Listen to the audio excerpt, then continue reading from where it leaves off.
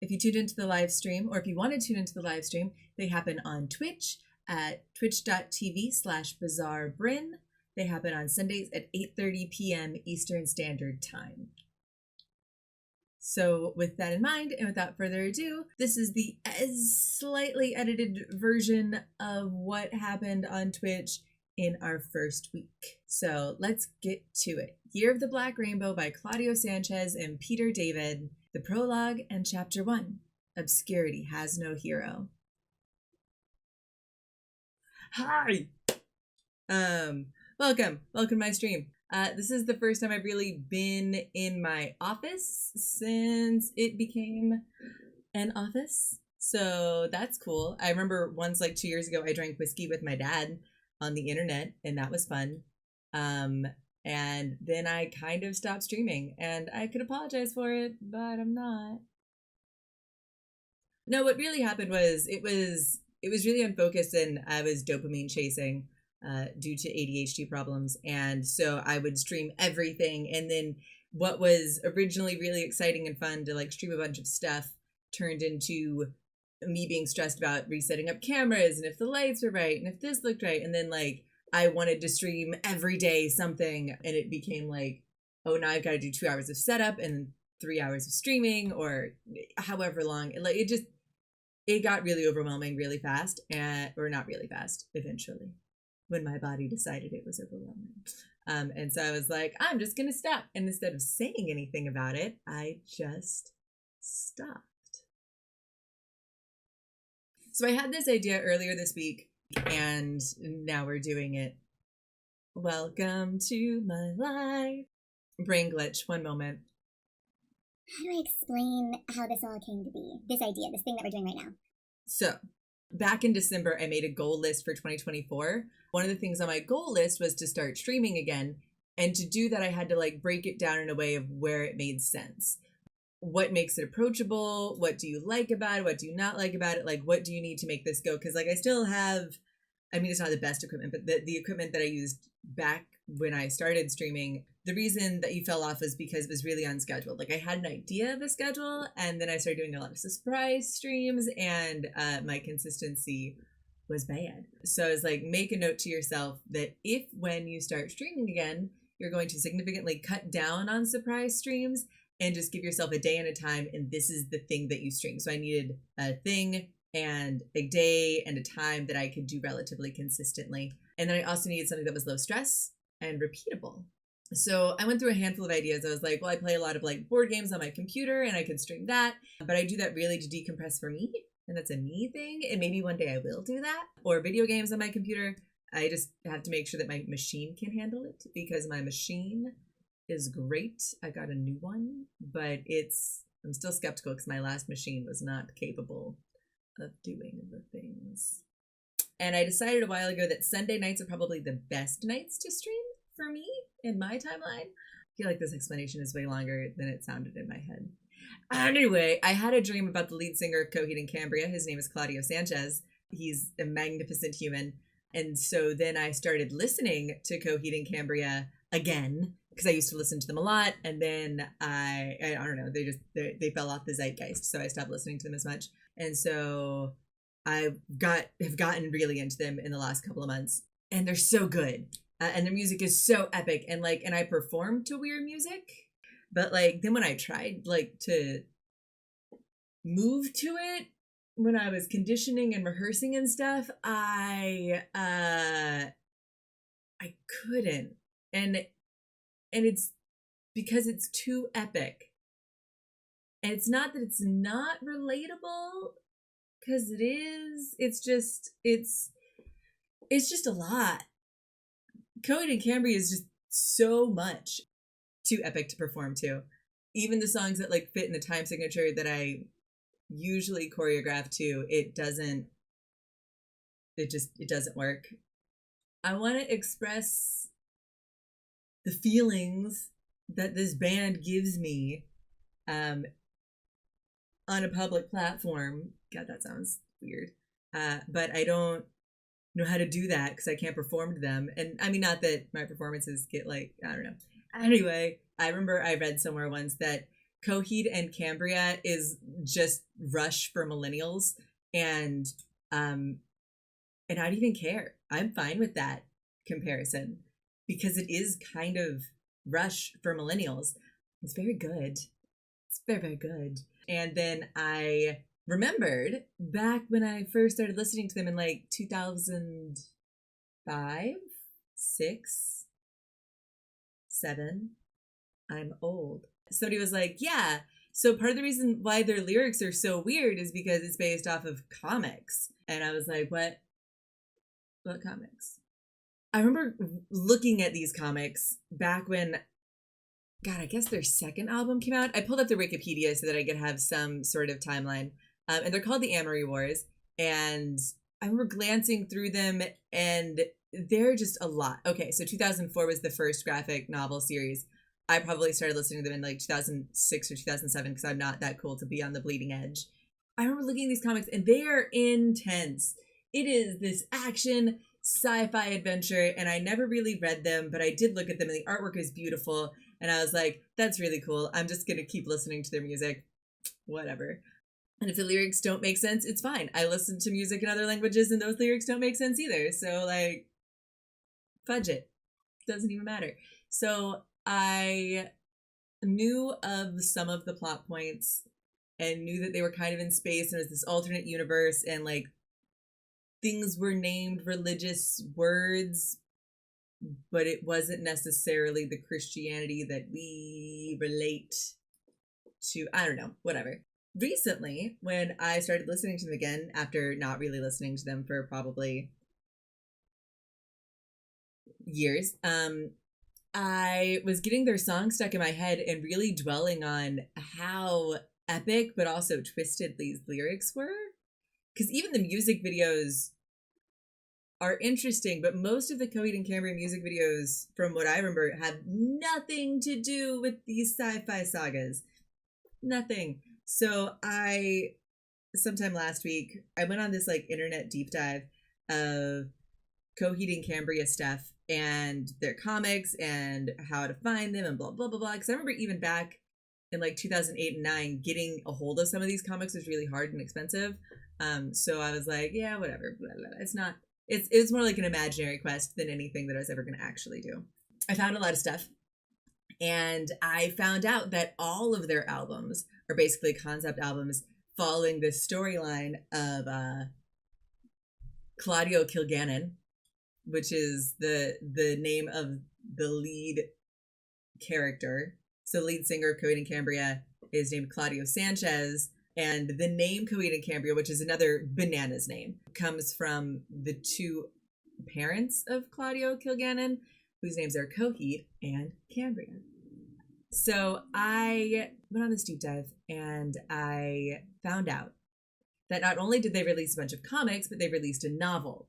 And the novel is the prequel that sort of like lays the base work for all of these comics. Because I remember looking through the comics when I was younger and being like, this is cool, but it makes no sense. Like, you have no backstory. And unless you really get into it, you don't know how any of these things fit in together. So like, you can know about the Space Wars and them fighting these angel aliens or not. And I don't know, it's epic and complicated, but like, you don't know why or how it's connected, or like, you kind of know, but you don't. And like, if you listen to the lyrics, you can get an idea of what is going on, but it's complicated.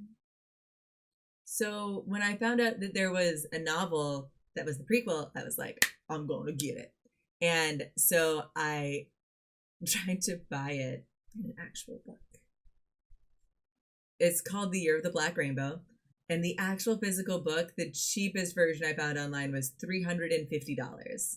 But you can get the Kindle version on Amazon for $10. Because let's face it, the band Coheed and Cambria is way more successful than the comics ever were. And anytime I bring up the comics to anybody who even likes the band, they're like, I didn't know there was comics. I just feel like everybody should know. Does anybody know about these comics? And when I found the novel and I started like glancing through it, I was like, oh, this is cool. It'd be really cool if it was read out loud. And then I was like, light bulb moment, that could be my stream, is reading the novel out loud. And then everybody on the internet can judge how I can't read. Yeah, reading time. You don't have to take notes. Also, I've never read this before, so I read the prologue before I bought it, and then I skimmed through some other stuff. So we'll see how it goes. Anyway, any questions, concerns? Who's still with me? Yeah. Anyway, you guys ready to... I feel so nerdy right now. Like the self-defeat. And I don't know why. It just washed over me. And now we're here. Okay.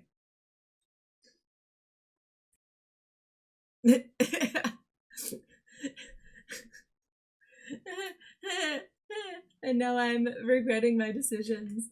Watch the dread wash over me live. Awesome. I'm glad you guys are here for it. Again, I appreciate my viewers so much. I was like, no matter what I come back with, I feel like people are going to be they're going to be supportive whether or not they're into it. No regrets. Cool. All right. So it's called Year of the Black Rainbow. I put it at the bottom. Put it at the bottom. It's sci-fi drama, and hopefully, because it's the novel, it will explain itself, and I don't have to explain anything else. But who knows? Maybe Claudio Sanchez is a horrible author. He did have help from some guy named Peter. I don't think he's a horrible author. I don't know. We're gonna find out. The prequel, Year of the Black Rainbow. Prologue. In the beginning, the universe held nothing but cold, obscure darkness and a longing for something greater than itself. Then, the fractured shadow, thus spawning many worlds, each as magnificent as the next, they spun across the cosmos, far too many to be named, and many of them doomed to obscurity. But of particular interest was a unique system comprised of 78 planets, aligned in a triangle, each with a planet bound together by a beam of blue light known collectively as the keywork. In all other systems of the universe, life was a scarce commodity, but in this system, life thrived on every single one of the worlds, perhaps because the keywork nurtured them in a way that no other force in the cosmos possibly could. Whence came that life was an issue of debate, although its origins were detailed in mystic books considered to be God's first personal testimonial. To believe those words was to be at peace, for the vast game of reality made perfect sense if one accepted that the hand of God was manufacturing all of the pieces. But not believing in God meant that matters were more problematic. Along with this celestial triangle came its division and rule. 12 sectors were appointed and given equivalent power. The system they compromised was named Heaven's Fence, although again, who might have named it remained unresolved matter of perpetual contention. Beyond ensuring planetary stability, the keywork served as a bridge between the planets and their main energy sources, the stars of Sirius. The stars were so named since they had been discovered, written about, and ultimately comprehended by one Sirius Amory, that's a name, who postulated the keywork was generating the essential elements needed to sustain life on all the planets. There were 3 main inhabitants of the fence. The worker bees of the colonies, man, spent their days tilling the soil, growing the crops, building the machines, and helping them to work. Then there were the mages, with their gray skin and horned shoulder blades. More than mortal they were, although less than gods, for they could be hurt and killed, although it was not an easy endeavor. Mages were born to rule, and there was one positioned to govern each of the 12 sectors. As was consistent with the mysterious origins of Heaven's Fence, there was no central agreed-upon recollection of how the mages had come to acquire their position in the grand scheme of things. They simply knew that they had always been there and always would be. The mages came from different sources. Some were born fully formed, while others had the potential but needed to be nurtured. In the end, though, they were nearly indistinguishable from one another, all equal in their potency. Finally, there were the priests. Just as the mages kept watch over the mortals on the ground, the priests maintained rule over the air, appearing to the naked eye as blue-skinned, golden-tressed women with great wings mounted upon their shoulders. They were eternally burdened with the crucial responsibility of guarding the key work. God, or who they believed to be God, and that too was a matter of conflict for some, had given them strict orders if in the course of their creation, if man should decide to dabble in my affairs, then guardians must intervene. But should I come forth to change the face of man, with you there to challenge me, then I shall return to the stars to destroy all that I have made. Whether man or I present that danger will not be told in the coming. The priests spent their days in fear of this riddle, and their abilities to decipher it if and when they should need to arise. They were afraid they would get it wrong and wind up challenging God himself. So it was written in the Gansgrad, the Bible. The book purportedly scribed by God himself. Although, again, as might be expected amongst people who wield free will, there were some who disputed that belief as well. Most such unbelievers could safely be ignored. One of them, however, could not. We'll speak more of him shortly. I don't know how this is going to go. I really like how the prologue reads, and I'm scared that the rest of the book is not going to read quite as epically.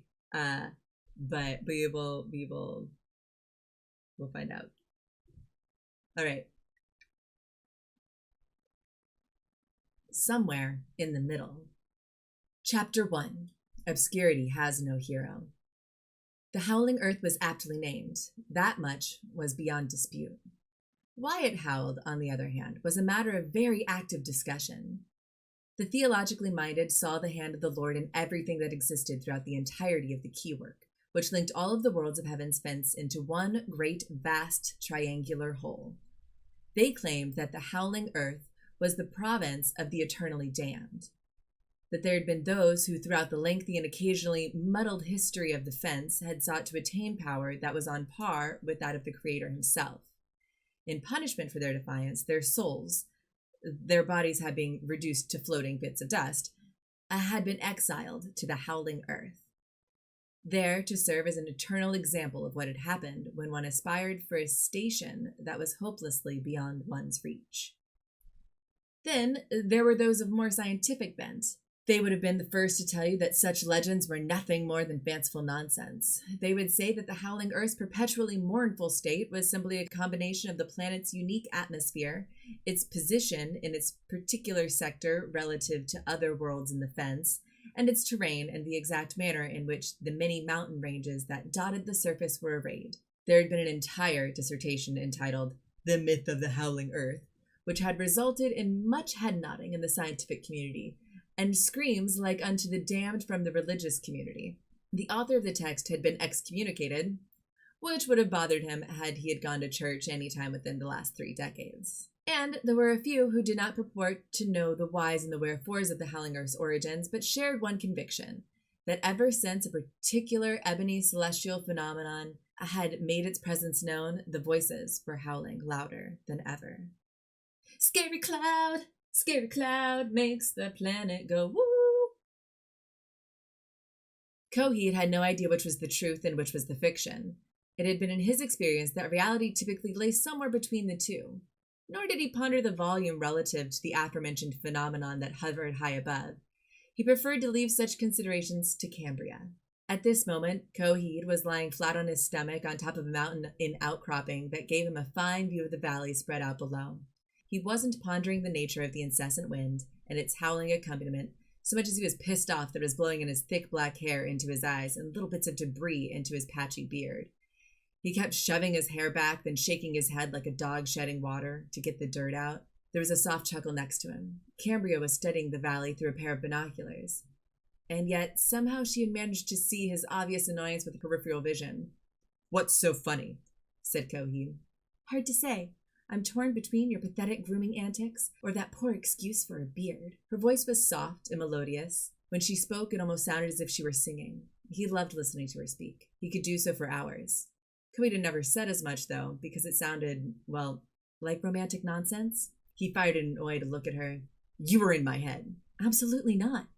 "You were. You were poking around just now." "My abilities don't work that way." She continued to study the landscape, but the edges of her mouth were tweaked into a small smile. "And besides, Even if I were in there, there'd be plenty of room for me since there's not a lot else going on in there. Oh, ha ha. Plus, if I didn't read your mind, it's just a light read. I get it, okay. You're smart, I'm not. She looked away from the binos for a moment. You're smart, Ko. Just about different things. Like? She considered it, then shrugged. No clue. I'll get back to you. Seriously, Cam, you shut up. Can be such a... She clamped one hand over his mouth. Seriously, shut up. Coheed mumbled something. What? She said with impatience, then remembered and removed her hand from his mouth. I said, what have you got? Look for yourself. She handed him the binoculars, and he gazed through them. At first, he didn't see it, but then he spotted it. Or, more correctly, spotted them. I'll be damned, he said under his breath. Quite possibly you and me both. But that's a problem for another day. Maybe you should report in... Coheed was ahead of her. Activating his comm unit, he said, Grail Arbor, this is Coheed. A voice crackled over the unit. This is Grail Arbor. Inferno here. Go ahead, beast. I don't know if that's the correct voice for this character, but we're gonna lean into it. Coheed and Cambria exchanged looks. Cambria slightly rolling her eyes. You're the only one who calls me that, Inferno. You know that, don't you? What's wrong with Coheed? I could answer that in detail, but we don't have that kind of time. From anyone else, it would have came across as a joke. In the case of Inferno, Coheed knew that he was perfectly serious. You have something to report? We might have found something. Specify. Looks to be miners of some sort. 5 of them. They came out of a door that was carved right out of the mountainside. There's nothing to mine on the Howling Earth, said Inferno. Nothing of any value at any rate. Plus, there are no scientific mining expeditions slated for this world. That leaves military, said Cambria. They could be part of the MMC, the Military Mining Corps. Typically, they don't wear uniforms. They like to stay low profile. Doesn't make them any less dangerous, though. How large a door? What do you mean? Said Coheed. He could hear a growl of impatience. How large is the opening they've created? Coheed looked at Cambria, his eyebrows arched. Cambria studied it and said, I guess 5 by 10 meters? Large enough for equipment to fit through? What sort of equipment? Digging equipment, mining equipment. He paused. Sizable weapons. Could be some sort of underground weapons facility. A weapons facility wouldn't explain the low level of keyword bonding, said Cambria. That is why we're here, after all. The level of bonding has been diminishing rapidly. If this keeps up, the Howling Earth could break off from the fence. God forbid that should happen, Coheed said sarcastically. This being such a popular vacation spot and all. Cambria fixed him with that look. The look that said, I know you're a smart guy. Why do you say dumb things? If this world broke loose from the fence, then it could start a chain reaction that would explain every planet crashing into every other planet. Yeah, I get it, said Coheed. Which, assuming that the individuals you're watching are somehow involved with that, means one of two things. Either whoever is behind this believes that they are the precise enough to drain just enough key energy without endangering the entire works. Or else, Cambria said, interrupting Inferno. Whoever's doing it doesn't care about the integrity of the offense. What would happen? Said Coheed. He was trying to imagine such an eventuality. If that were to come about, I mean. Would they fall into orbit around the stars of Sirius? Would they survive? What? We don't know, said Cambria. Nobody knows for sure. I'm all in favor of not finding out, came Inferno's voice. Agreed. Cambria looked at Coheed. Best if we go take a look. Excellent. Let's go kick some ass. I don't know what's gonna happen. If it gets really action-packed, I don't know how I'm gonna read that. I'm really into the lore, and we'll find out. There's a cat trying to get into my office. I don't want to close the door because I want you to have free reign, but like also you can't be sneak peeking. Everybody, this is this cat. She just had her 8th birthday. She is 8 years old, and she's amazing. Okay. There's a lot of dialogue. He began to raise his arm, but Cambria gently put her hand on his forearm. He looked at her questioningly. I think, she said gently, we can hold off on kicking ass to start. We can at least try for subtlety.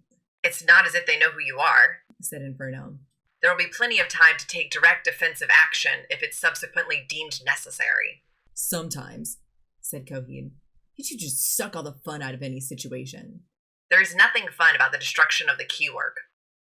Fine. Whatever you say. And he lowered his arm. The subtle approach it is. Good. If I don't hear from you within the hour, I'm gonna come down with guns blazing. It's nice to know you care. It's less about caring than it is maintaining certain that the mission is accomplished. Still. He paused, and then added, Be careful, Cambria. You too, Coheed. Thanks for that, brother, said Coheed, unable to keep the smile off his face. But the moment that Inferno broke the communication, the seriousness returned. All right then, Cam, subtle. Except I don't do subtle so good. So what's the plan?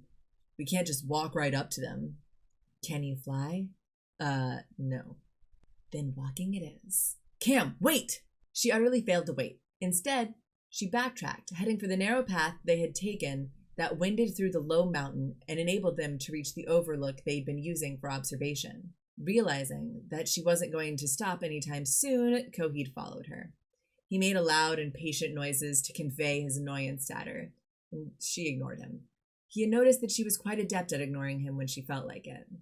Minutes later, they were in the valley and heading towards the miners. Cambria was walking slightly ahead of him, with relaxed stride that was accentuating the sway of her narrow hips. Her long black hair swept back and forth along her back. She might have been out for a stroll on the beach. Coheed realized that was exactly the look she was going for. He tried to look as casual as she, minus, of course, the swaying hips.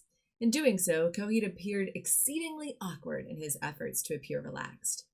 After a few steps, he gave up and settled for his normal pace. He doubted it was going to present a problem, since their gazes would be doubtlessly fixed on Cambria.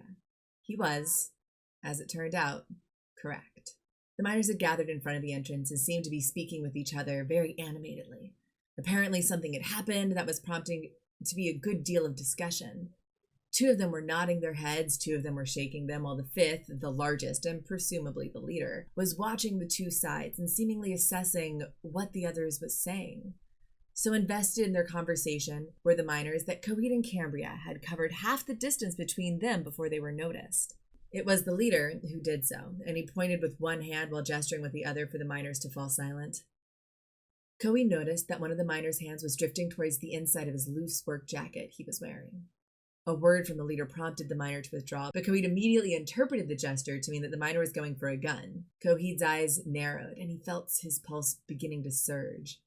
When faced with dangerous situations, typical humans had to wrestle with their fight-or-flight impulses. The flight half of the equation was not in Coheed's makeup. Upon seeing a potential threat, Coheed wanted nothing more than to charge straight at the enemy. But he reined himself in because he was willing to trust Cambria's means of handling the situation. "Hi!" called Cambria cheerily. "Are you guys in charge here? We are so lost." "Who the hell are you and what are you doing here?" said the leader. His tone was wary. He gave Cambria a cursory glance and then focused his attention to Coheed. It was clear he thought that if the two of them were posed a danger, then Coheed was going to be the most formidable. Coheed tried to force a smile, and predictably it looked forced. Cambria did a superb job of looking stricken. You don't have to curse at us like that." She glanced toward one of the miners. He was looking her up and down, letting his gaze linger on her breasts. Coheed's impulse was to step forward and put his fist through the bastard's face. He restrained himself, but not too much. Cambria, in the meantime, just continued. "It's just, we are so lost." "Yeah, you said that." She stuck out her hand. "I'm Cam. This is Co, and you are?" "Still without the slightest fucking clue as to what you're doing here." He let it hang there, untaken, as if she were a leper. Cambria lowered her hand and stuck out her lower lip in an adorably pouty manner. I was just trying to be friendly." "Be a friend to yourself and get the hell out of here." "I thought you wanted to know what we were doing here." She sounded almost disappointed. "At first, yeah, but now I don't give a shit." She turned towards the miner, who had been scrutinizing her breasts as if he was set on a summer home upon them. Her briefly downturned mouth resumed a sweet look. Talk to him, would you? Tell him, Co, and I don't mean any harm. We're just ghost hunting." "Ghost hunting?" The flirtatious miner seemed dubious at first, but then his face was reflecting at the expression of hers, and the leader noticed it and whacked him on the arm. "Oh, there's different miners talking." "Did not know that." "Cool. Anyway, they're all gonna sound angry. It's fine." "There's supposed to be a particular valley that's absolutely brimming with them," she said. It's called Triangle Valley, is this it? Yeah, it is. This is fucking it, because I've had it with the both of you. The leader nodded to the miner who had been about to pull a gun moments earlier. Grinning, the miner reached into his jacket and produced a pulsar. The curved handle was quite elegant looking, and the cobalt blue barrel was pointed directly at Cambria's head. I think we found our ghosts, said Cambria, and her eyes glowed red. She projected her mind into the 5 miners, and Coheed watched in admiration as the miners in unison staggered. It was a calculated risk. Cambria was capable of holding one person in absolute thrall, and she could hold more than that as well, but the more she ensnared, the more possibility was there, and some particularly strong-minded could slip free. It was like trying to hold 1 grain of sand as opposed to a fistful. The miners began to straighten up and looked forward rigidly, but Coheed saw immediately that the leader looked as if he were trembling. The leader growled low and suddenly stretched out his arm forward. A small, compact pulsar snapped up from the inside of his sleeve on the spring load. He never had the chance to use it. The miner was right. The one who had aimed his weapon at Cambria swung the pulsar around to face the leader. Before the leader could react, Cambria gave the slightest clench of her hand, and the miner squeezed the trigger. The pulsar unleashed a blast that slammed into the leader's chest. His ribs shattered from the impact, one of them visibly protruding from his chest. Another was driven inward, puncturing his lungs. He didn't have time to process any of it as he was barreled through the air, slamming up against the mountain with a hideous crunching sound. He slid to the ground as a crimson mixture of saliva and blood trickled from his mouth and down the front of his uniform. His mind wasn't able to process what was happening, even as his body convulsed uncontrollably. A sickening smell filled the air. It was the aroma of his bowels and bladder emptying as disgusting stains of yellow and brown spread across his lap. With all of that, he was still trying to stand, his legs flopping about as if a demented and unskilled puppeteer was manipulating him. "Fuck you!" he managed to get out. That's how it's spelled, by the way, and tried to bring his pulsar to bear. "You first," said Cambria, her voice flat. She nodded slightly, then the armed miner fired one more time. This time, the blast slammed the leader square between the eyes, and his head exploded, and blood and gray matter splattered all over the rock. A few bits of skull remained above the neck. The remains of his body slumped over and lay there, with blood pooling from his headless neck. This got really intense really quickly. Okay. Anyone else? She said in that same cold monotone. The armed miner swung his arm around, a threat by proxy. None of the other miners gave the slightest visible reaction. "So the whole subtlety thing is done with," said Coheed. "Looks like." "Good." He clenched the fist of his left arm. His arm shuddered slightly, and he felt a stab of pain. Dr. Hohenberger had sworn to him that the sensation would diminish in time, until he was able to extend and retract the blade with merely a thought and no hurt at all. Apparently, that time was not yet. He gritted his teeth against it, but it wasn't enough to keep from the low moan of his voice, and his skin began to bulge at 7 points that ran in a straight line along his arm. 7 curved, razor-sharp machetes began to extend, very quickly in actual time, but to Coheed, it felt like an agonizing eternity. He closed his eyes, steadying his breathing, as they continued to extend until they reached the full length of the 2 feet from their base of his arm to the tip of the blade. With the widest point, there were 2 inches across, and they glittered in the light, and there was a reflection from the vast blackness that hovered far overhead as well. Scare cloud makes the planet go woo! He whipped his arm back and forth just to restore the full feeling to it. The blades made buzzing sounds as he did this. It was obvious that if they had been cutting through flesh and bone, they would have done so as easily as though it was air. The miners still had enough of their own minds present to stare wide-eyed at the shock of the weapons that had just snapped into existence. "You okay, Co?" "Fine," he lied. The pain was beginning to subside. It had eased into a dull throbbing that he knew from experience would be gone within a minute or so. "I'm perfectly fine. How's your hold on them?" "They won't cause any problems. Right, boys?" They stared at her, paralyzed. And so Cambria nodded her head. They responded in unison, their heads bobbing to match hers. Coheed approached them and brought a glistening blade up to the throat of the nearest of them. "Who are you working for?" he said. The miner tried to answer. He really did. His mouth moved, but no sound came out. Abruptly, he began to tremble, then shudder. Then spasms was completely out of control. "Cam?" It's not me. I'm not doing it. The miner's arms were flailing about as if he were trying to take wing. Then, with the only sound emerging from him being a guttural cough, the miner collapsed. He lay sprawled upon the ground, his eyes rolling into the back of his head. Cambria looked as startled as Coheed was. Cam, are you okay? She managed to nod. Yes, it's just... Yeah, I'm fine. What the hell happened? I'm not sure, but I strongly suggest you don't ask that question again. He stared down at the miner's body. His head was twisted at an odd angle. There was no question that he was no longer among the living. You're saying that just from my asking? The doctor told me such things were possible, said Cambria. That individuals could be implanted with... He called them mental wards?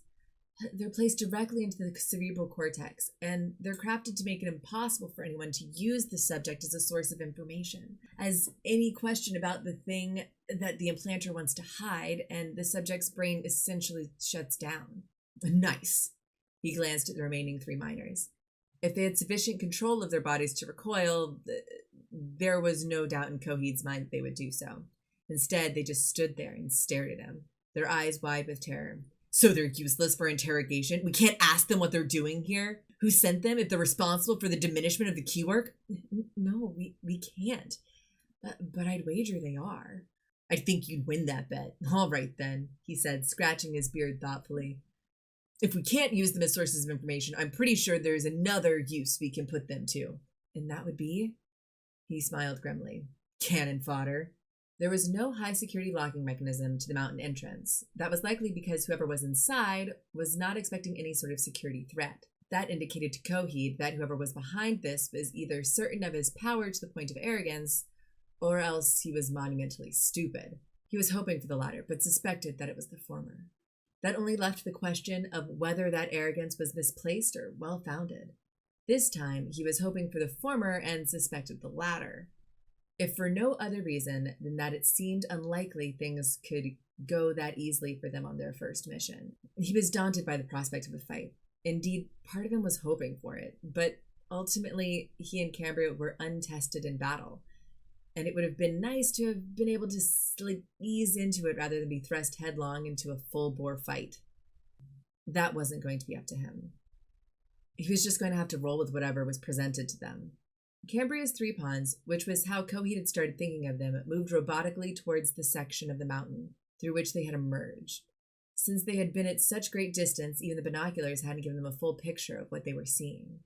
Coheed had figured that there was some manner of door, but no, the pawns simply walked straight into the side of the mountain.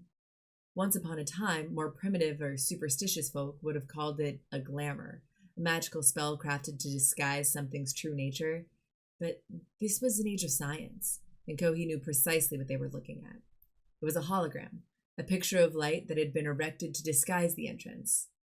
Arrogant the minds behind the business might have been, but obviously that didn't mean they weren't capable of displaying some degree of caution. Cambria was right behind her pawns, and Coheed behind her. The projection shimmered around them as they passed through, and they found themselves staring at a metal shaft with an elevator car within it. It sat there with the door wide open, inviting, possibly a trap. But a trap for their own people?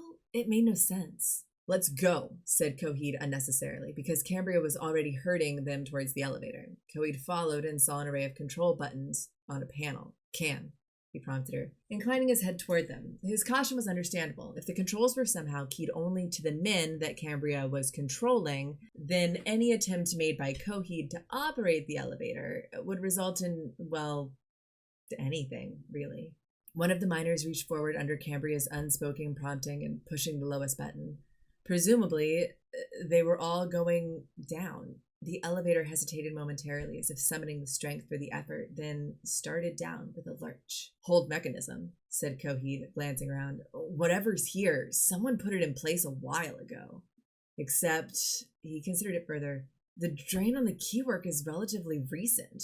Not necessarily. It may simply have reached levels where it came to our attention. It'd be easier to find out if they were of any use, he indicated to the miners. Yeah, but we've seen the results of direct interrogation. Can you just, read their minds? Well, I can't really read minds. Control, yeah, but picking out individual thoughts is trickier. The doctor said that maybe with time. You've read mine, though. Admit it. I called the general impressions out of it. Yeah, but what? I'm assuming, she said formally, it's because we spend so much time together. For me to achieve that degree of closeness with these guys and the amount of time we have available to us, I'd have to have sex with one of them. The gaze of all three miners snapped right onto Cambria. The one who had been admiring her breasts was now grinning widely. You can pick which one, Cambria said innocently. Coheed didn't like the looks on their faces. Eyes front, gentlemen, he said with irritation. As one, they looked resolutely forward. Coheed cleared his throat. Then, I don't think that'll be necessary after all. Are you sure? She fluttered her eyelashes at him. He wanted to be annoyed with her, but he wasn't able to hold on to it. Instead, he chuckled softly and said, yeah, quite sure. Oh, well, she shrugged. I would have let you watch, you know. That's very considerate. They rode the rest of the way in silence, surrounded in darkness with only the faint light of the elevator providing any sort of illumination. Coheed had no idea how far below the surface they were. At this point, he wasn't wild about the situation.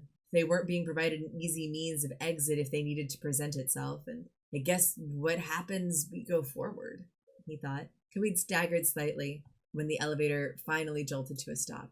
All out, he muttered as he slid the door open. The door had opened into a narrow corridor. He heard a steady pulsing of energy in the near distance. The miners were moving in front of them as Coheed and Cambria fell into step behind them. He had absolutely no idea what he could expect to see once they reached the end of the corridor, but whatever it was, he was beginning to suspect it would probably try to kill them. As they drew closer, he heard a powerful male voice barking what sounded like orders. It was in the distance, but he could hear it echoing. What the hell have we gotten into? Cambria said in a low voice. Whatever it is, we'll handle it. Her hand touched his arm, pleading. It was almost as if static charge jumped through his body from where she'd come in contact with him. They emerged from the corridor into a chamber with a ceiling that seemed to go on forever. That didn't especially surprise Coheed, considering how far underground the elevator had taken them. Half a dozen metal support beams crisscrossed high above, coming to a common joining point in the middle, as if they had wandered into some sort of high-tech cathedral. They were gleaming solid metal slabs lining the walls on either side of them. They were uniform in shape and size and had no outer markings, and he couldn't begin to fathom what purpose they might be serving. They were, however, suffused with a soft, steady glow, as if they were throbbing with power of some sort. Cambria was looking at them as well, and when she made eye contact with Coheed, she mouthed the word, keyword? He shrugged. It seemed as good a guess as any, but he was still having trouble fully wrapping his mind around it. Was it possible? Was something actually extracting energy from the keywork? The bands of energy that joined one planet to the next in the vast triangular tapestry that was Heaven's Fence and placing it into these 10-foot tall monoliths? But why? For what purpose? No one had ever conceived of any use for keywork energy other than binding the planets, and it was likely trying to come up with some new use for gravity. Of course, for all he knew, whoever was behind this had some new use in mind for gravity as well. What is, he began to say, but when he saw the alarmed expression of the miners, he quickly silenced himself. He didn't need yet another man dropping dead with convulsions. The monoliths stretched far into the distance, and there was an intersection ahead of them. They reached the intersection, and Coheed said in annoyance, "Now which way, Cam?" "Go," she whispered. She was pointing to the right. "I'm pretty sure we go that way." He looked where she was indicating, and his jaw fell. "Oh my God," he whispered. "What is that?"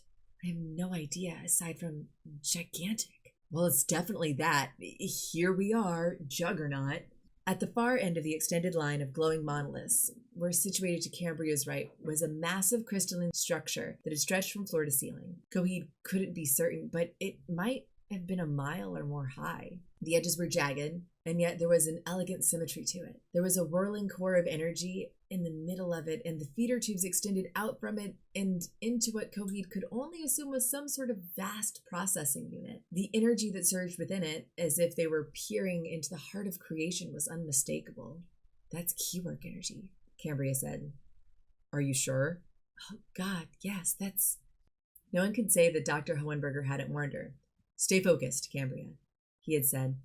"When you're channeling," which is what he called this particular talent of hers, "it's not an autonomic reflex. You have to be concentrating on it. You can engage in conversation while you're doing it, but there must still be a part of your thoughts upon it at all times. You must learn how to bifurcate your mind. Otherwise, if you let yourself become too distracted, you will lose your hold on your puppets. Coheed had been present at the training sessions where Dr. Hohenberger had issued those stern warnings, which is why the doctor's words flashed before his eyes as if they were living things. The instant that one of the miners turned, yanked a pulsar from God knows where, and fired point blank at Cambria, Coheed shouted a warning, but it was a second too late. The pulse blast slammed into Cambria's chest, sending her flying, as if she herself were now a puppet being yanked back on a string. She crashed into one of the glowing monoliths and sagged onto the floor. The miner, without slowing, turned and aimed the pulsar at Coheed. Even as he did so, Coheed, practically mad with fury, brought his right arm up and pointed his finger at the miner. The action froze the miner, who stared at the empty hand and laughed contemptuously. Abruptly, there was a sound of metal on metal, a rapid-fire series of thunks as metal plates beneath Coheed's synthetic skin unfolded and interlocked. The pain for this transition made the blades seem like mere pinpricks in comparison, as the skin literally ripped away, torn into shreds by the transformation of a skeletal structure underneath into a weapon. It was one of the times Coheed cursed Hohenberger's decision to craft synthetic skin for him that provided the same sensations as normal skin. You'll want to be able to feel all the things, Coheed, both pleasure and pain. You can't have one without the other. Trust me, you'll thank me someday. That was what Hohenberger had told him, and he might as well have been correct. But that day wasn't this one, and it was all Coheed could do to not scream out a string of profanities. The only reason he did not was because he didn't want to give his attackers the satisfaction. Hydraulic pressure tubes snaked out from his elbow and insulated themselves into his right trapezius. They provided him with additional lift. Otherwise, the arm would have been hung helplessly at his side in an awkward new shape. The entire process had happened incredibly quickly, less than 5 seconds after he had triggered the initial transformation with the thought of his right arm from the elbow now to the extended hand consisted of a massive pulsar cannon. Had the miner been faster, off the mark, he might have managed to get off the shot before the transition was complete, but he was caught flat-footed, having never witnessed anything like that before. "Not laughing now, huh?" said Coheed as he let loose the blast at full power at point-blank range. The miner's gun did not leave his hand. That was because the gun, the hand, and the arm were all that remained of him. The rest of him was splattered over about 20 square feet of real estate, including the 2 remaining miners, who were looking in horror at the blood and gore that covered them. One of them plucked at his cheek, his mind numb with shock, to discover that a molar and 2 incisors were embedded in the side of his face. The other jumped back, shrieking upon finding an entire lung plastered on his uniform. In doing so, his foot hit a stray organ lying on the floor. His feet went out from under him and he hit the ground. One of them stood his ground and pulled out his own weapon, firing and moving as he did. The other, who had fallen, scrambled to his feet and ran like hell, shouting at the top of his lungs, "Security breach! Security breach!" Firing at full power, the way he had, meant that Coheed's pulsar cannon needed a few seconds to recharge. He twisted his body, bringing the arm to the front of his head to protect its blast, deflecting harmlessly off of it. He advanced onto the miner, who was steadily firing. Coheed felt a flash of respect for him. The man wasn't backing down. Suddenly, there was an explosion of air, and the miner vanished for a moment, overwhelmed by the torrent of energy. Coheed shielded his eyes, and when the energy subsided, what was left of the miner barely qualified as human. He was flat on his back, or what remained of his back. Not only had his clothes been stripped away, but so had his skin and a considerable portion of his muscles. His entrails were beginning to slide out, and he was reaching for them, stupidly trying to shove them back in, before his hands fell to either side. Coheed had actually had a clear view of the man's heart through the gaping wound in his chest. It beat several more times, and then slowed to a halt. Coheed turned and saw Cambria. From her position against the monolith, her arms outstretched, Cambria's concussive blasts didn't actually generate from her hand. They were from within her mind. She just preferred to point at her target because she found it focused the aim a bit better. The glow of her psionic abilities faded from her eyes, and she moaned softly. Coheed was at her side, kneeling next to her. "You okay, Cam?" She gestured towards his cannon. You wanna point that thing somewhere else, sport? Wouldn't want it to go off." Coheed put out a hand, which Cambria took, and even squeezed affectionately as he helped her to her feet. He looked her up and down. "It seems that the body armor did its job." "Yeah, I've got a few bruised ribs, but that's it." She shook her head. Better than I deserve. Stupid of me to let myself get distracted. Don't second guess yourself. You did great. And they know we're here. He sounded the alarm. They were going to find out sooner or later. She gazed at the crystalline tower in the distance. That's incredible. They're mining keywork energy. They're really doing it. I didn't even think such a thing was possible. Who built that thing? Whoever it is, we put an end to it right now. He raised his pulse cannon and unleashed another full power blast directly at the crystalline structure. It was impossible to miss, considering its size. The blast struck dead center, crackled harmlessly along the surface of the structure, and then fizzled out. All right, said Cambria, that could have gone better. We're going to have to get closer. They may object to that. Coheed held up his pulsar cannon. I hope they do. Coheed and Cambria sprinted down the row of monoliths, trying to cover as much distance as they could before they encountered resistance. They didn't get that far. 4 men, dressed similarly to the miners they had first encountered, emerged from the intersections ahead of them. They had weaponry at the ready, much larger pulsars than the miners had been wielding. Obviously, there was some sort of armory in this underground refuge, and the sound of the alarm had allowed them to prepare themselves, or at least they thought they were prepared. They'll never know what hit them, thought Coheed. He charged forward this time, and when he started firing his pulsar cannon, he didn't go for a massive blast, but instead a series of short staccato shots, picking off the new arrivals one by one. Reinforcements showed up in short order, and in addition to the pulsars, they had shields mounted to their left arms. Coheed fired, and this time the blast rebounded off them, causing no serious damage, although the impact caused them to stagger. There were dozens of them. It was just going to be a stretch for her, but Cambria's eyes glowed, and she said firmly, "Drop the shields. Right now. Right now." A couple of them did, but the remaining troops opened fire. Coheed stepped between them and Cambria, shielding his head, his own body armor absorbing the shots. They were doing more than just hammering them. They were provoking him. You have to control your anger, Coheed. Focus it. It can be a valuable tool if you utilize it, rather than letting it overwhelm you. The doctor's voice was clear to him as if he were right next to him, whispering in his ear. Coheed visualized his anger, rolled it up into a glowing ball, and mentally shoved it into his heart. Then he charged. Before, when he had struck by the blast, he had felt pain, the impact, even though his body armor had saved him from fatal injury. Not this time. This time, he sped forward, not slowing, refusing to acknowledge anything other than the cold fury that was driving him. He stopped firing because there was no point in expending the energy. That didn't mean the cannon still couldn't be used for offense. Coheed waded into the midst of the attackers, wielding his cannon like a club. He cracked the skulls of the nearest of them, grinning wolfishly at their tourniqueted screams. He saw the terror in their eyes. No mercy in him. He gouged out those eyes with the tips of his blades. They went down screaming, clutching at their ruined faces, blood oozing from between their fingers. Not slowing, he swept his left arm, and the blade slicing through the muscle and arteries and bone with equal facility. Blood fountained in all directions, some of it splattering onto his face. He ignored it. Actually, that wasn't strictly true. He reveled in it. He had to step over severed limbs on the floor to get at his targets, and he swung the cannon as a club once again, smashing whatever came into contact with. One of them tried to retreat, turning his back and fleeing. Coheed leaped upon him like a great beast, driving his blades into the man's back, severing his spinal cord. The man went down, flopping like a dead fish, and Coheed smashed his skull with the cannon. He took a moment to wipe some of the gore off of his remains off the man's shirt. "Co, behind us!" He spun and saw more of them barreling toward him from behind. That was Cambria, who was standing between Coheed and danger. "Keep going," she said. "Get to that thing and destroy it. I'll handle these guys and make sure no one else tries to cut us off." "Are you sure?" She stretched forth her hands and the air rippled in front of her.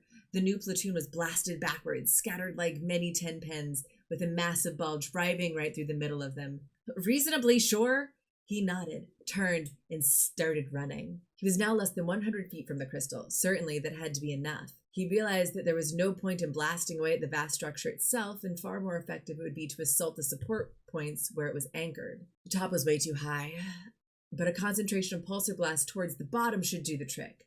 The crystalline structure had been mounted into a huge round bracket, and there was flickering lights running all along it. That had to be regulating the flow into the monoliths.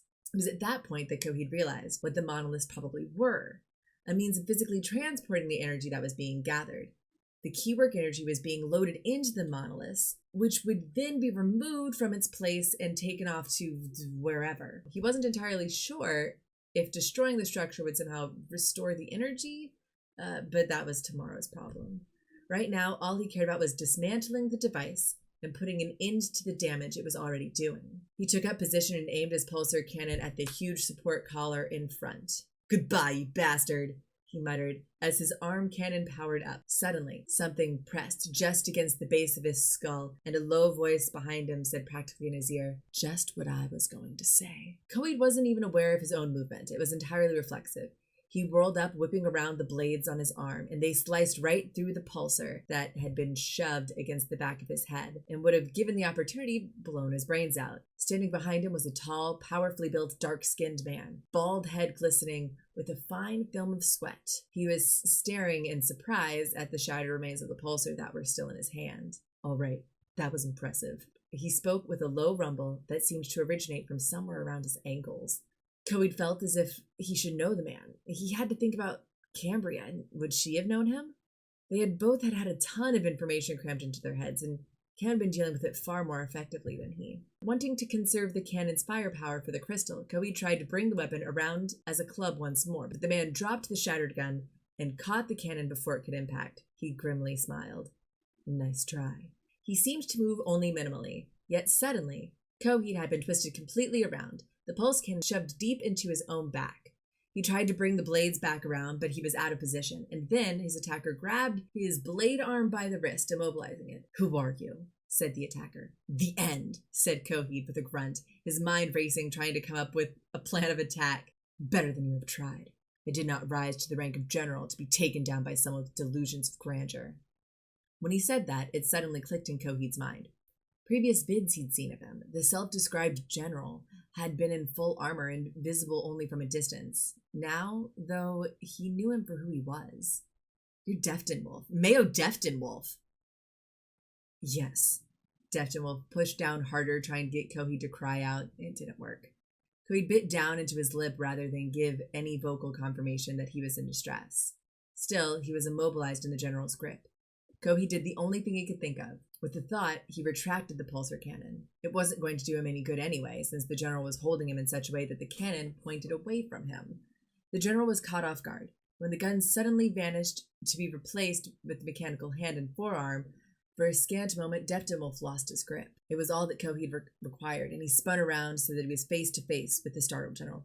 "Ha!" bellowed Coheed as he slammed his head forward into the general's face. He thought it would be rewarded with the cracking noise of bone and perhaps copious amounts of blood flying, but instead, the general's skull seemed hard as a rock, and the impact staggered Coheed as much as it did the general. Still, it was enough to drive the general back a couple of feet. They circled each other warily, the general seemingly having a new respect for Coheed. "I just assumed you were holding some manner of weapon. It didn't occur to me that it was part of your body." "What is your body, anyway?" "That's none of your concern." "It will be when I have it dissected." He waggled his fingers in a come-here manner. "Don't keep me waiting, little man. Let's see what you've got." Coheed wasted no time. He came straight back at the general, delivering a series of blows so quickly that his fists were little more than blurs. The general did not back up as much as an inch, his own hands moving so quickly that Coheed couldn't even see them. The general deflected every attempt of strike as if Coheed were a child. Coheed tried to bring his blades to bear, but the general pivoted and lashed out with his foot, driving it deep into Coheed's gut. Coheed's body armor protected him from the damage, but the impact drove the air out of him and knocked him on his ass. He scrambled to his feet as the general advanced on him. The world was spinning around him, and Coheed tried to sway away, tried to pull himself together, feeling battered and exhausted, not only from the pounding he was taking from Deftinwolf, but in the agony of the transitions he had been putting his body through. "It won't always be difficult," Hohenberger had assured him. Coheed was starting to wonder if he was going to have sufficient opportunity to find out if Hohenberger had been lying. "Is that all you have?" said the general. And suddenly, the air was blasted apart with what sounded like a muffled explosion. The general was off his feet, flying end over end. He slammed into the monoliths and rebounded off of them, hitting the floor. Coheed rolled around and saw Cambria standing several feet away, her arm outstretched. "No, he's got me," she said. "I thought you were watching our backs," said Coheed. "I decided to see what was taking you so long." 2 against 1, said Wolf, getting to his feet. Still far less than you'll need, but the odds are a marginal improvement. Shut up, said Cambria. She gestured again, and the air came to life once more. The general was blasted backwards. When he hit the floor, he skidded out of control and wound up crashing to a halt against a vast structure that was Coheed's target. Take it down, Coheed. In fact, take them both down. Together? Absolutely. The cannon rematerialized on his arm. Without hesitation, he fired. At the exact same time, Cambria unleashed a concussive blast of energy. No! Shouted the general, but he had no choice save to get out of the way. The blast from Coheed's pulsar cannon in Cambria's hands arrived at the structure's base simultaneously. The resulting explosion was deafening, smashing apart the metal collar, sending metal and crystal flying in all directions. For a moment, nothing seemed to happen. And then suddenly, power unleashed key work energy, pulsed uncontrolled from the bottom of the crystal. Cracks began to appear and rapidly started running up the length of the structure. You ignorant rats, the general growled. You just attacked the attention of the supreme tri-mage. Consider this battle lost. I have won it with this guy, said Cambria, and she sent her willpower hurtling towards him, determined to leap into his mind and seize control of him. Instead, she let out a scream and stumbled backwards. Coheed caught her before she hit the floor. Cam! Wolf advanced on them, cracking his knuckles. You'll beg for an easy death before I... He was interrupted by a series of internal explosions from within the crystalline structure. The cracks were multiplying, running through its entirety. Coheed realized what was happening. The power was continuing to feed through the monoliths, but there was no longer any sort of regulator. It was as if the energy was being pumped continuously into his batteries that were incapable of absorbing it all. The result was that both the batteries and the generator were being overwhelmed. The gargantuan crystalline generator began to topple. That was the moment Coheed realized. It was toppling toward him and Cambria. Oh, crap, he muttered. Even as he did so, he slung the insistent Cambria over his shoulder and started to run. The general shouted imprecations after them, but seconds later, they were drowned out by an escalating series of explosions. And the howling earth earned its name. We were just in action mode, and now we're in story mode, and my brain did not switch between the two. So we're going to rewind. And we're going to leave action mode for a moment. Coheed had never given much thought to what constituted the energy of the keywork itself. He had heard rumors, and there was a manner of speculation. Exploring the nature of the keywork had been a major priority for scientists. But not much had been done along that line for 2 reasons. First, the energy's composition defied any current technology's efforts to break it down. Second, there were various religious factions who remained solidly opposed to such efforts because they believed that the energy was supernatural in origin, that it was nothing less than human souls somehow being harnessed and tapped for energy as part of the vast machine crafted by the Creator, because in this universe, nothing was ever wasted. Hohenberger had laughed at such a notion. Coheed had heard him laughing. If the doctor could see and hear what Coheed was witnessing now, that laughter would have died in his throat. The energy contained within the monolith was ripping out in all directions. It was howling like a thing alive. The screeches that filled the air were absolutely terrifying. There was no escaping the inevitable conclusion. The energy was alive. Human life, animal life, maybe even harnessed gods of some sort, but definitely alive and extremely pissed off. One of the screaming phantoms circled directly in front of Coheed, cutting him off. There's ghosts now. We're back in action mode. And Coheed, who believed he feared nothing, felt his bowels clench and tighten, and he thought his eyes were going to explode out of his head. The being's form was amorphous, ever-shifting. But he thought for a moment he saw a face seized in rictus of shrieking agony. It froze, and Coheed stared deeply into it, even though he knew he shouldn't. And he felt empty and alone and cold. And then it arced away from him, as if having considered annihilating him, but ultimately deciding that it shouldn't. Others in the underground complex were less fortunate. Screams of the energy beings mixed with the shrieks of those who would soon be nothing but spirits themselves. Coheed kept running and caught glimpses of the guardians of the damned, as the miners apparently had been, perhaps without ever realizing it. He spotted one of the miners confronted by a glowing entity, and the miasma of energy leaped into the man's wide-open mouth and into him. The man's body spasms and flailed around as if someone were jolting him with electricity, and then he exploded. Organs, bodily fluid, everything just blew out in all directions, spattering against any solid objects with an appalling, sickly sound. For half a heartbeat, the only thing left of him was his skeleton, which actually stood there on its own, so utterly and abruptly had been the expelling of anything remotely fleshy in his body. Then the skeleton collapsed, clattering to the ground. No wonder this is a comic. This is crazy. Coheed had inherited the natural scientist's skepticism when it came to ascribing spiritual explanations for that which could be given a real-world rationalization. What he was witnessing now defied that. He could not wait to tell the doctor about it, presuming he and Cambria lived to do so. Coheed kept running, every so often hearing more tourniqueted screams followed by more wet explosions, but in short order they were drowned out by the crackling of the crystalline structure. And now a rumbling from overhead. The structure was bringing the ceiling down with it.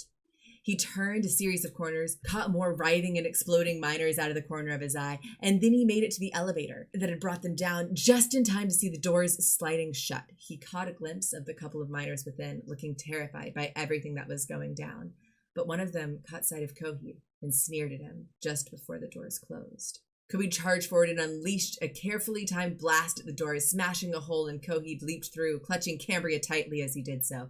The elevator was just above him and moving fast, but there were trailing cables beneath it, and Coheed leaped upward, snagging one with his free hand. He retracted the blades even as he jumped, lest he inadvertently sliced through the cable and doomed himself. He held on to the elevator and kept going, wrapping his legs around the cables as well for extra bracing, and as he did, he heard a low moan from next to him.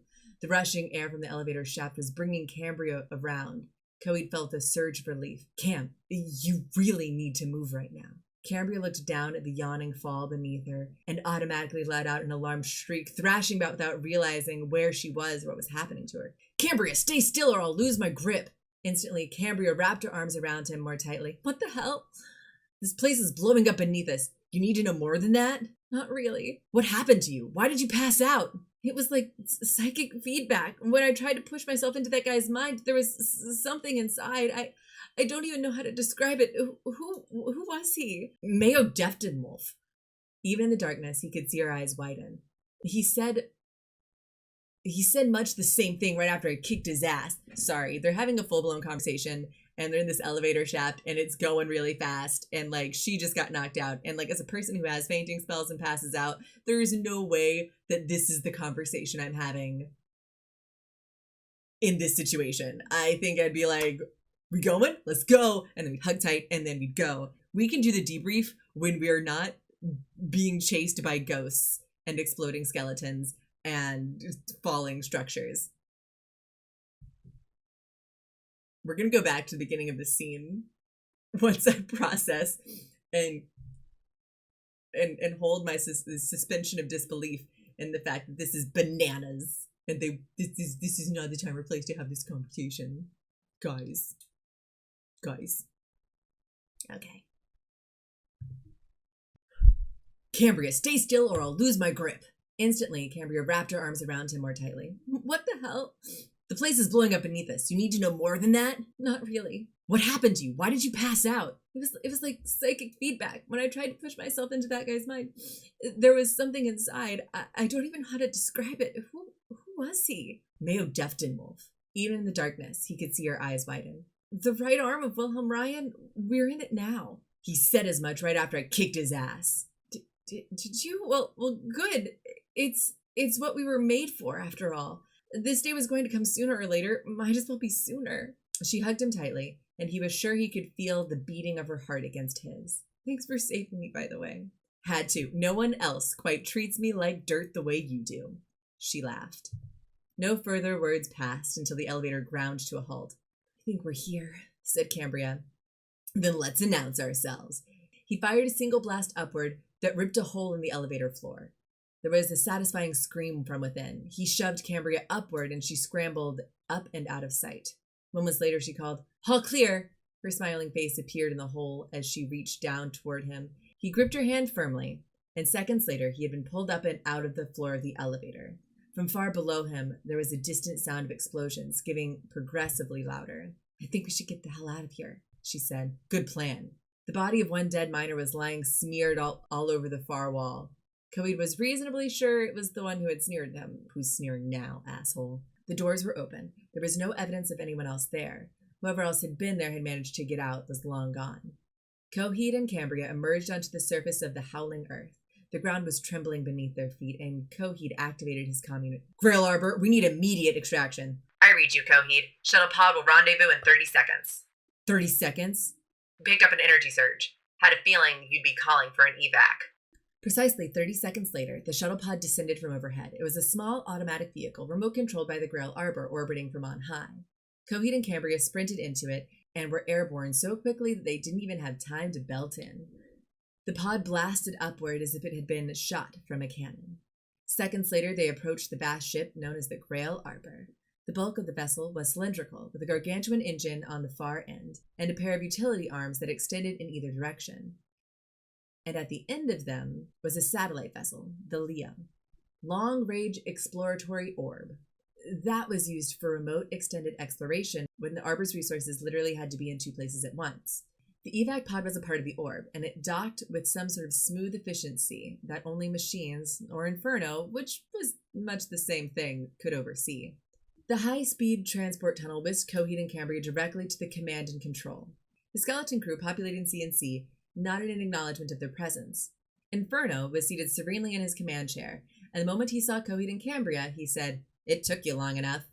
Your concern is appreciated, and understandable. Your presence represents a significant investment of the Doctor's time. Your demise or destruction would be a considerable setback." The Grail Arbor executed a mid-air turn and moved quickly away from the howling earth. He was nearly a mirror image of Hohenberger, save for the 20 extra pounds of brawn and mass of wild obsidian facial hair. "So, what the hell happened down there?" This is definitely not this guy's voice. We're just sticking with it because this is what I started with. Think of like this bulky guy with a beard, and this is the voice I've given him because I was not given a visual description of him before I gave him a voice. Awesome. Character choices. His attitude made him come across as if he were in some position of authority over Coheed, which was enough to annoy the living crap out of him. But he decided that now was not the time to push the point. Instead, he told him, as briskly as he could, what had happened. Cambria said nothing, but merely nodded every so often in confirmation. "What about the energy?" Inferno said. "We need to restore it to—" "I wouldn't be concerned about that," said Coheed. Inferno looked at him with interest. "Why not?" "Just a feeling." "Sir," said one of his men, picking up an energy spike. "Massive! Put the source up on screen." The view of the screen flickered for a moment, and then the howling earth appeared. The view screen flickered for a moment, and then the howling earth appeared. A veritable geyser of energy was blasting forth, angling through space, hurtling straight toward the keywork bridge that linked the howling earth to its neighbors. "With the energy unfettered, it's being drawn back into its source," said Inferno. "It's more than that," said Coheed. "It's going home." "Home?" Inferno looked at him oddly. "You're saying it's sentient? That's absurd. You didn't see what it was doing to the miners. I know what I saw." "You know what you thought you saw," said Inferno. "Every once in a while, Inferno, you can stop thinking like a scientist," said Cambria dryly. "I even hear scientists do it on occasion. I believe Coheed's impressions are accurate." "You would." "What's that supposed to mean?" Coheed wouldn't have minded hearing Inferno answer that question. Instead, he ignored it. "And it was Dettenwolf? You're sure?" "Oh yeah, quite certain. No question." "If that was Dettenwolf, if that was Ryan behind the attempt to drain the keywork energy, then Ryan's going to know that we exist," said Inferno. "He's going to know that there's a threat to his power he believes he's earned, even if by sheer force. He's going to be doing everything he can to discover who we are." "Good," said Coheed grimly. "I can't wait to meet him." That's the first chapter. And this is crazy. Like I said, I read the prologue before I decided to really dive into this, and I was like, I love the way this prologue reads. And I'm not saying that I'm dumb, 'cause I'm not dumb. But I also know that I'm not the best reader. True facts. I've always struggled with it. I had to work on it a lot as a kid. And therefore, and I've got a decent vocabulary, but since I'm not a very strong reader, even though I know the words, it doesn't mean that I can see them and recognize them as well. So that's just a thing that we're gonna have to all get on board for.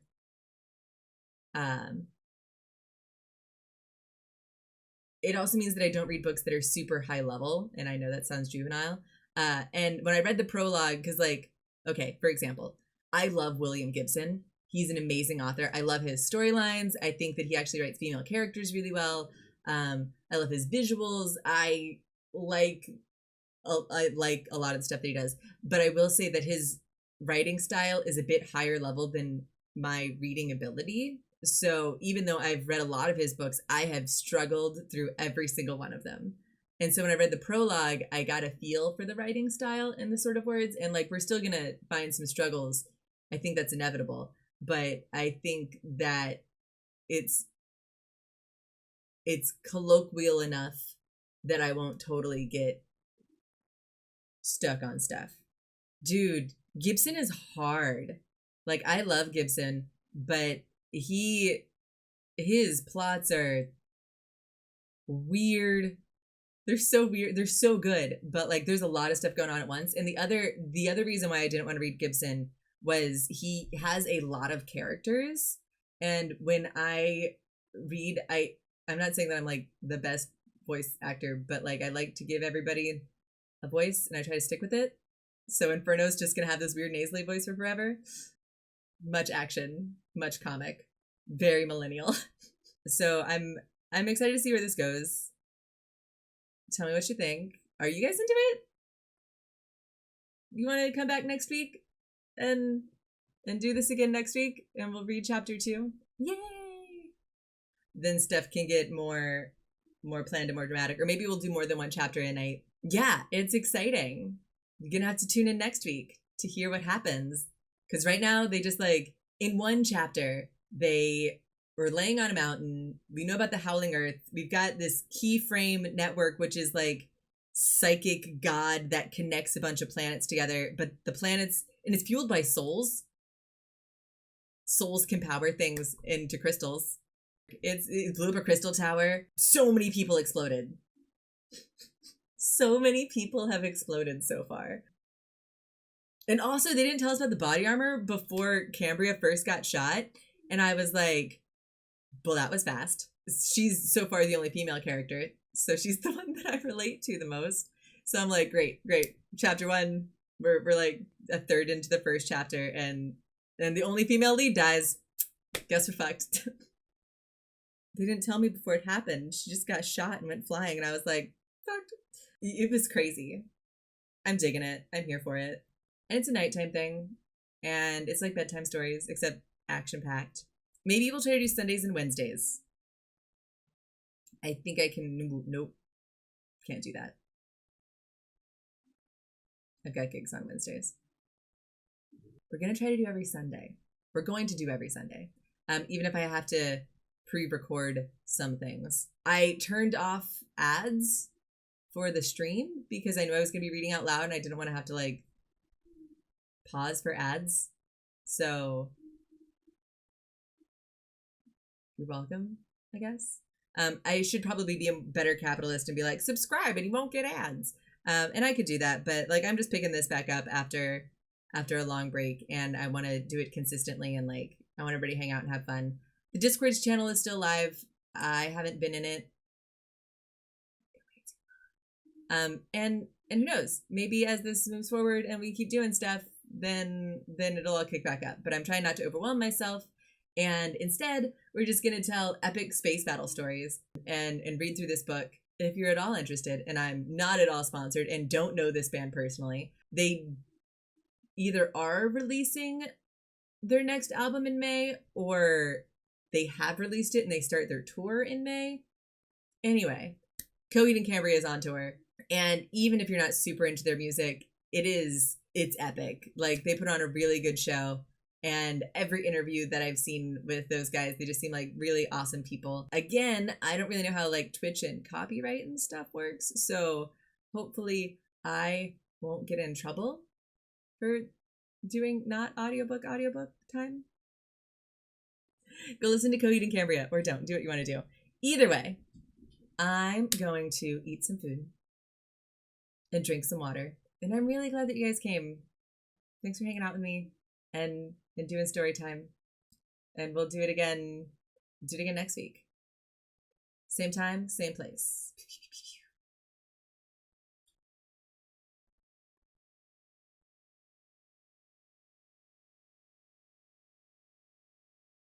I forgot where I stopped streaming. Bye, nerd. It's been so long since I've used in any of this stuff. Oh, I found it. I found the button.